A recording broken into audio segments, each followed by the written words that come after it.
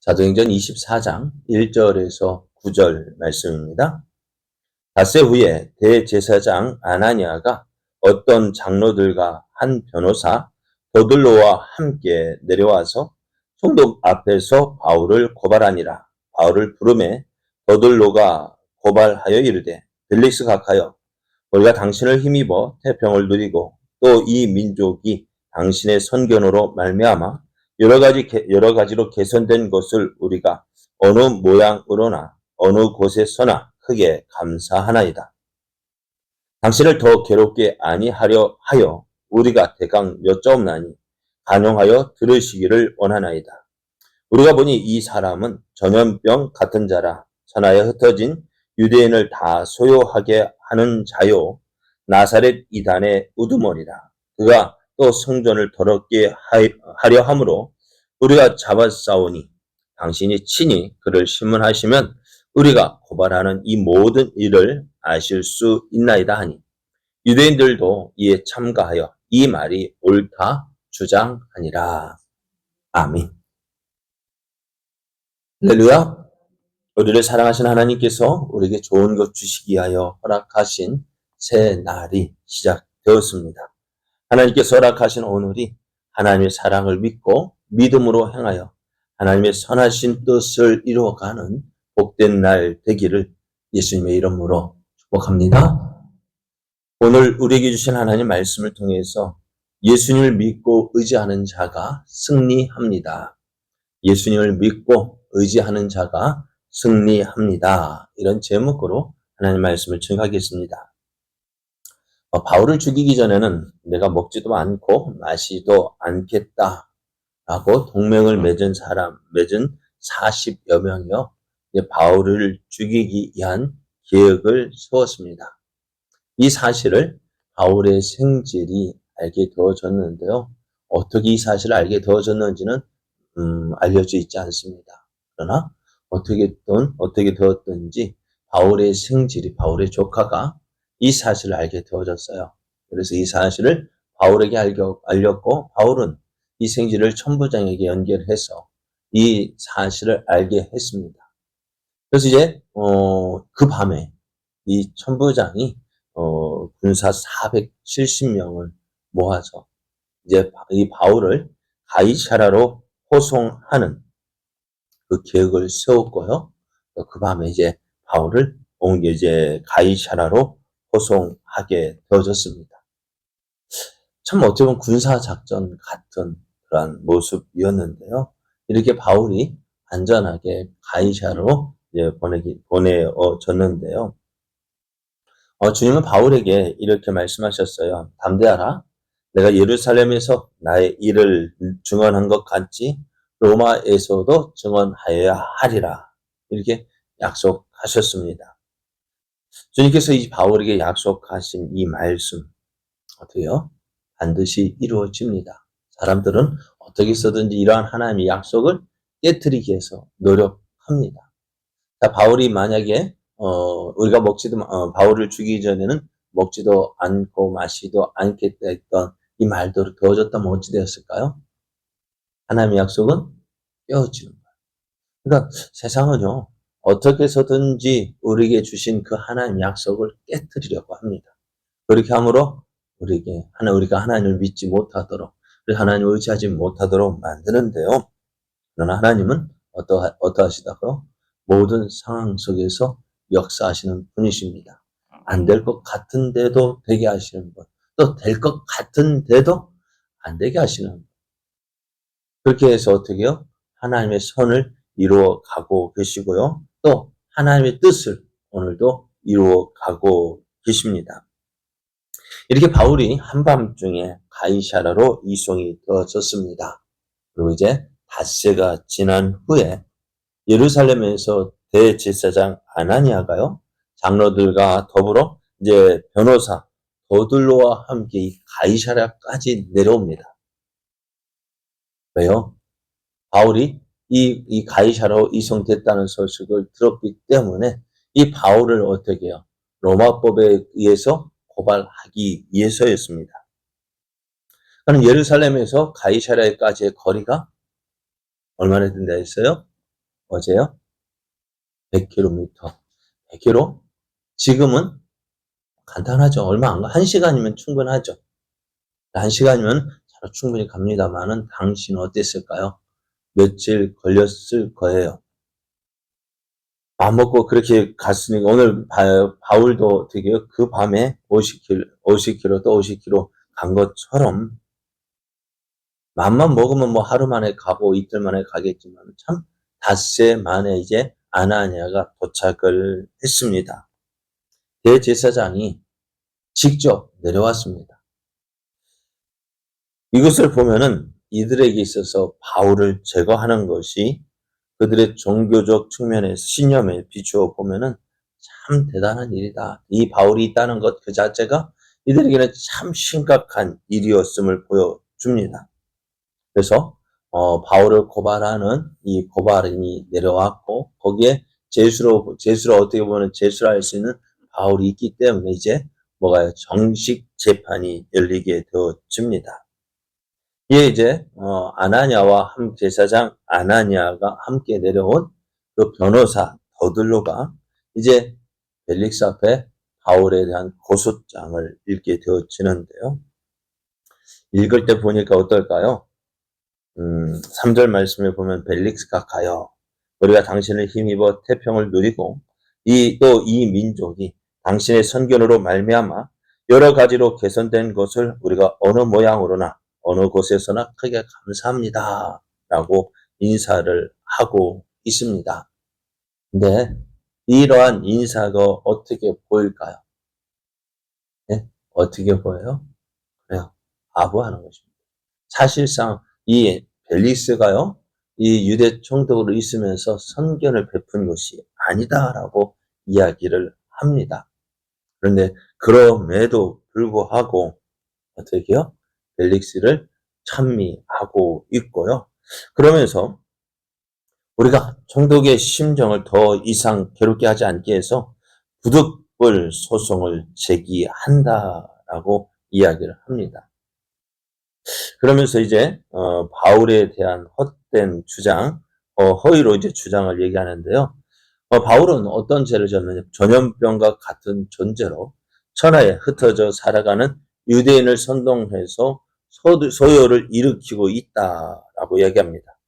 저들은 바울을 로마 제국을 심각하게 어지럽히는 자로 몰아가고 있습니다. 그래서 터무니없다. 이 사람이 어떻게 해요? 소동을 일으키는 자다 이야기합니다. 어떻게 해요? 보셨지 않습니까? 예루살렘에서 누구 때문에 이 소동이 일어났어요? 이 바울 이 사람 때문에 소동이 일어나지 않느냐? 바울이 가는 곳마다 소동이 일어난다라고 얘기합니다. 그리고 뿐만 아니라 바울을 두고 이미 이제 로마 황제의 권위를 무시하고 자신을 왕으로 주장하다가 십자가에 처형당한 나사렛 이단 예수를 추종하는 자들의 우두머리라고 주장을 합니다. 저는 예수님이 어떻게 해요? 십자가에 못 박혀 죽으신 것은 로마법에 의해서 죽임을 당했지만은요. 정말 예수님이 십자가에 못 박히신 것 어떻게 죽임을 당한 죄가 뭘까요? 네? 예수님이 십자가에 죽임을 당한 죄, 무슨 죄로 죽임을 당했습니까? 그 예수님 죄표에 써 있잖아요. 나사렛 예수, 유대인의 왕. 그런데 이게 어찌 될까요? 당시 재판장이었던 빌라도의 고백 선언은 뭡니까? 예수님에게는 아무런 죄가 없다. 죽일 만한 죄가 없다. 이것이 어떻게 빌라도의 재판 선고입니다. 그런데 어떻게 저들이 이 선고를 어떻게 뒤집었어요? 어떻게요? 소동을 일으켜서요. 그럼에도 이들은 어떻게요? 그렇지 않다. 자신의 했던 모습들은 감추고요. 자신의 유리한 것들만 이야기를 합니다. 그래서 이제 더들로는 이 바울이요. 로마 제국 전역에 흩어져 사는 유대인들을 선동해서 로마 황제에게 반기를 들고 저항하도록 앞장서고 있는 양 몰아붙였는데요. 그리고 또 이 사람은 어떤 자신의 종교, 유대인의 종교의 성전을 더럽히고 있는 자라고 주장을 합니다. 그래서 하는 말, 당신이 이 바울을 직접 신문해 보면은 이 사실을 알 수 있다라고 얘기합니다. 그러자 거기에 모여있던 유대인들도요, 더들로의 주장에 동조합니다. 바울을 고소하는 이 더들로는 어떻게 보면 자신에게 유리하도록 거짓말을 너무 쉽게, 그리고 너무너무 잘하고 있어요. 이 말만 들어보면 어떻게 될까요? 지금 바울은 당장 죽어도 할 말이 없습니다. 죽어 마땅한 사람입니다. 그러나 이것이 뭘까요? 다 거짓말이라는 사실입니다. 그럼에도 이렇게 거짓말을 능수능란하게 합니다. 어떻게 보면 이것이요, 이 세상을 살아가는 방법이 아닌가 싶어요. 자기의 유익을 위해서. 어떻게요? 바로 보아야 할 것도 바로 보고서도 바로 말하지 못하고, 이랬다 저랬다 자기 생각 따라서, 자기 유익 따라서 이렇게도 말하고 저렇게도 말하는 것이 우리가 살아가는 이 세상에 살아가는 방법이 아닌가 싶습니다. 그래서 정직을 말하는 것이, 정직하게 말하는 것이요, 어떻게 보면 그것이 거짓말 같이 들리는 것, 그것이 바로 우리가 살아가고 있는 이 땅입니다. 그러면 이런 세상에서 우리가 어떻게 살아가야 할까요? 예수를 믿는 우리는 어떻게 살아가야 될까요? 참 고민이 아닐 수가 없습니다. 세상에 살아가는 다른 사람 다 저렇게 살아가는데 저렇게 안 살아가면 어떻게 해요? 내가 이상한 사람이 되어지고요. 또 그렇게 살아가자니 하나님 말씀을 어기게 되는 것이고요. 하나님 말씀에 불순종하게 되는 것이고요. 어떻게 살아가야 될까요? 자, 예수님은 제자들을 보내실 때, 제자들을 전도하러 세상에 보내실 때 너희들은 뱀같이 지혜롭고 비둘기같이 순결하라고 하셨습니다. 참 이것이 세상을 살아가는 방법이고요. 또 너희가 악한 오늘 바울과 같이 재판장에 예수 믿는다는 이유로 재판에 서게 되었지만 또 사람들 앞에 세워지게 되면은 어떻게 해야 될까요? 함께 하시는 성령님께서 너희가 무슨 말 어떻게 해야 될지 걱정하지 말라고 하셨어요. 왜? 성령님께서 저들에게 할 말을 입에 담아 주신다 말씀하셨습니다.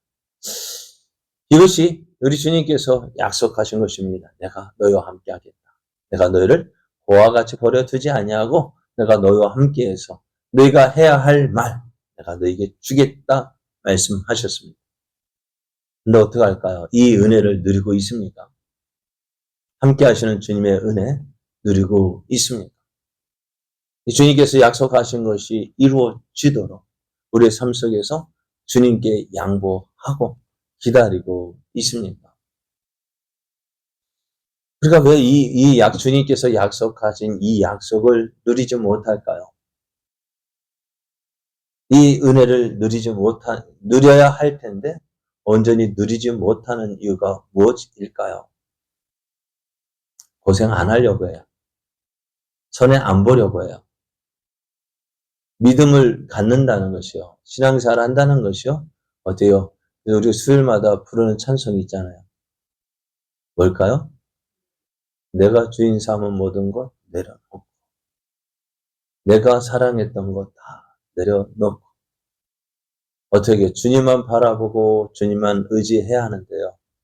그게 쉽지가 않죠. 내려놓아야 된다는 것이 쉽지가 않아요. 포기하기가 쉽지 않아요. 그러니까 어떻게 될까요? 기다리지 못하는. 주님을 믿고 주님을 의지하고 믿음으로 산다는 것, 고난받을 각오가 되어 있어야 되는데요. 고난받기 싫죠. 또 사람들에게 싫은 소리 듣기 싫죠. 그럼 어떻게 될까요? 기다리지 못하고 내 마음대로, 내 하고픈 대로. 왜 어떻게 하고 싶을까요? 내가 손해보지 않기 위해서, 욕먹지 않기 위해서 내가 먼저 움직이는 거예요. 그러다 보니 어떻게 될까요? 도우시는 하나님의 은혜 주고 싶은데 줄 수가 없어요. 왜? 주님보다 먼저 앞서 움직이니까요. 오늘 어려움을 당할 때, 힘든 일을 만났을 때, 내가 원치 않은 일들을 만났을 때 우리는 어떻게 될까요? 주의 약속을, 말씀을 붙잡아야 합니다. 그 말씀이 내게 이루어짐을 믿고 주여 은혜 더해달라, 도와달라. 그렇게 할 때 하나님께서 일하시죠. 내가 먼저 일하면 하나님은 뭐 할까요? 구경하고 계셔요. 너가 어떻게 일하는지 보자. 구경하시면 어떻게 이렇게 힘은 힘대로 들고 고생은 고생대로 하는데 하나님의 뜻이 이루어지지 않습니다. 오늘 우리의 삶 어떤 삶이어야 될까요? 하나님을 믿고요. 주님을 믿고 주님을 의지함으로 주님께 일하시도록 주님의 시간을 드려야 합니다. 그리고 우리는 그 주의 일하심을 보고 함께하는 자, 주의 뜻에 함께하는 자 되어져서 하나님이 우리와 함께 하십니다. 하나님께서 우리를 도우십니다. 그런 간증의 사람이 되어야 합니다. 오늘 하루가요. 이런 하루가 되기를 원합니다. 나보다 앞서 일하시는 하나님을 기대하고 나는 하나님 믿습니다. 주님 의지하고 그 주의 인도하심에 순종함으로 하나님의 선하신 뜻을 이루어가는 복된 날 되기를 예수님의 이름으로 축복합니다.